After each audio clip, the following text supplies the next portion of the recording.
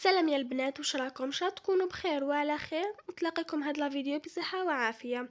نقولكم صحه رمضانكم اللي جبت لكم وصفه بزاف هايله تاع عباره على لي بوله تاع السلق بالفيونداشي ومنيقه. واش نحكي لكم بنه ان شاء الله يعجبوكم وجربوها.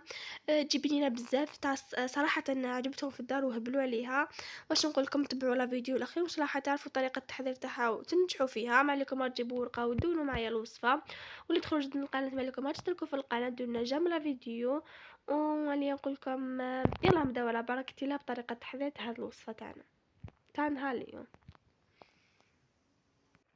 بالنسبه للمقادير تاع هاد المرقتين واش نحتاجو فيها: مرسوه تاع عيش يكونوا مقطعين هكاك واحد النص صدر تاع عيش مقطع مربعات، يعني حبه تاع بصل تكون مقطعه قطع صغيره، حبه تاع طوماطيش مسكرفجه، عندي ملعقه تاع هريسه، ملعقه تاع فلفل ملحي الا عندك ولا ما عندكش معليش، الزيت، ملعقه صغيره تاع السمن.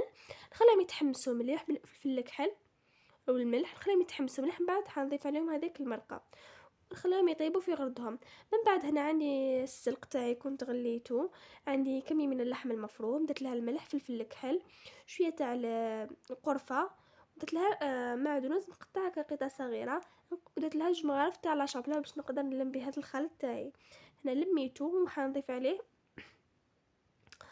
هذا ما كان ما حندير والو. نلمو بهذه الطريقه كما كنت تشاهدوا امامكم ونديروها على شكل كريات.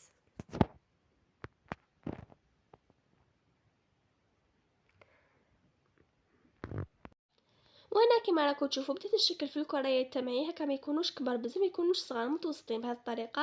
انا جيت نقليهم معكم باش تشوفوهم من الخف يطيبوا، خليهم يجوا شويه حموره ماشي بزاف، تحرقوهمش برك هذا ما كان.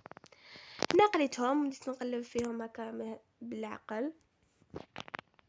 تا يجي بزاف بنين، السلق صحي بالنسبه للاطفال يحبوه بزاف، ان شاء الله حتعجبكم وتجربوه. هنا شوفوا بعد ما قليتهم، هنا كنت قليت البطاطا هكا قطع صغيره اللي لازم تكون، تعرفوا الاطفال بزاف يحبوا البطاطا مقليه.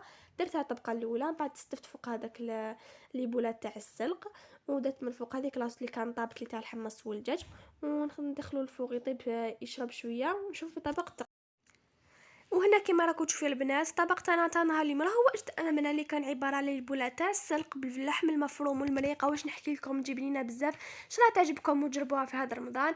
ما اقتصادي هذا الطبق كما شفتوا ما ياخذش بزاف منكم الوقت، ومليح الاطفال كيما يحبوا السلق كان ما يفيقولوش وياكلوه. ما عليكم غير تجربوا الوصفه وتنجحوا فيها ان شاء الله. ودون جام لا فيديو اذا عجبكم وتبارطاجيو لا فيديو مع الاصدقاء باش يعرفوا الاطباق تاعي و تعم الفائده ان شاء الله. هنا معلي نقول لكم صحه فطوركم وصحه رمضانكم. نتلاقاو غدوه ان شاء الله فيديو واحد اخر مع وصفه جديده. مع السلامه.